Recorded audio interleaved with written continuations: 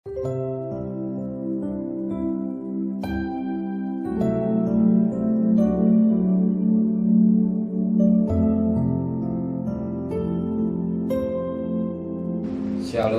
pagi. Mari sama-sama dudukkan kepala, pejamkan mata sejenak. Tiada kata yang manis selain ucapan syukur pada Bapa di surga. Semua karena anugerah-Mu yang melimpah dalam hidup ini. Kami bagikan umat Israel berada di Goshen dalam lindungan Tuhan.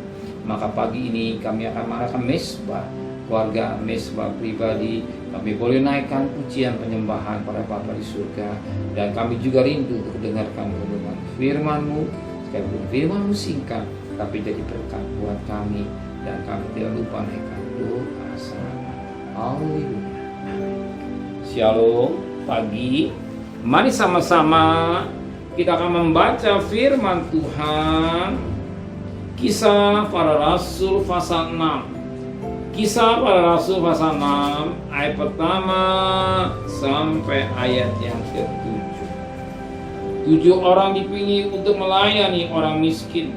Pada masa itu ketika jumlah murid makin bertambah, timbullah sungut-sungut di antara orang-orang Yahudi yang berbahasa Yunani terhadap orang-orang Ibrani karena pembagian kewajiban janda mereka diabaikan dalam pelayanan sehari-hari. Berhubung dengan itu ke-12 Rasul itu memanggil semua murid berkumpul dan berkata, kami tidak merasa puas karena kami melalaikan firman Allah untuk melayani meja. Karena itu saudara-saudara, inilah 7 orang dari antaramu yang terkenal baik dan yang penuh roh dan hikmat, supaya kami mengangkat mereka untuk tugas itu. Dan supaya kami sendiri dapat memusatkan pikiran dalam doa dan pelayanan firman. Usul itu diterima baik oleh seluruh jemaat. Lalu mereka memilih Stefanus, seorang yang penuh iman dan Roh Kudus, dan Filipus, Prochorus, Nikanor, Timon, Pamfenas, Nikolaus, seorang penganut agama Yahudi dari Antioquia. Mereka dihadapkan kepada rasul-rasul.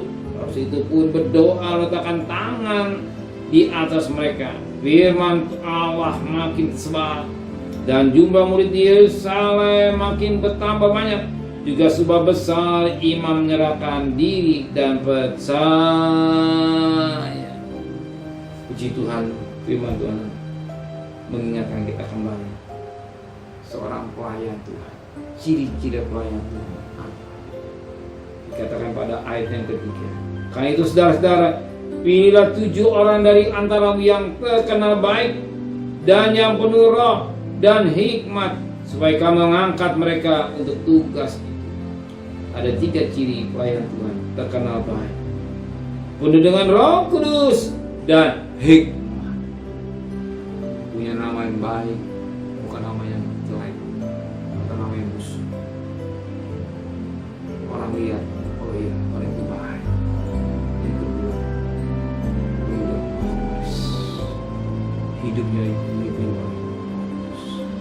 hidupnya dipimpin oleh Roh Kudus, bukan dipimpin oleh daging. Yang ketiga, hikmat. Bukan hikmat dunia, tapi hikmat yang dari surga. Bisa mengatur dengan baik, menjadi berkat buat sidang jemaat. Demikian juga kita melayani Tuhan. Yang 3 ciri terkenal baik atau nama yang baik. Hidup dan pimpin Roh Kudus, penuh dengan Roh Kudus. Yang ketiga, hikmat. Yang ketiga, hikmat dari Tuhan bisa mengatur pekerjaan Tuhan dengan baik.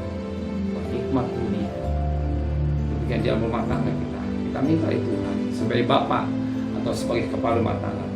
Hikmatnya nama yang baik. Sekalipun hidup sederhana, nama kita baik, tetangga lihat. Hidup dan pimpin Roh Kudus dan hikmat bisa mengatur rumah tangga dengan baik. Yang punya pendapat yang sedikit, tapi bisa cukup dengan baik. Hikmat itu. Amin. Menteraikan firman dan hati kami. Kembalikan besok pagi tubuh yang sehat dengan tidak kurang satu apapun. Berkati Bapak Presiden, Wakil Presiden, para Menteri, para Gubernur, para Bupati, para Wali Kota, para Camat, para Lurah, para RW, para RT, para medis pada lawan orang. Berikan mereka takut kepada Tuhan dan kekasih. Terimalah berkat nikmat dari Allah Bapa, cinta kasih sayang dari Tuhan Yesus Kristus, dan berkat Roh Kudus menyertai saudara mulai hari ini sampai Maranatha Tuhan Yesus datang. Yang cinta Dia katakan amin. Tuhan memberkati.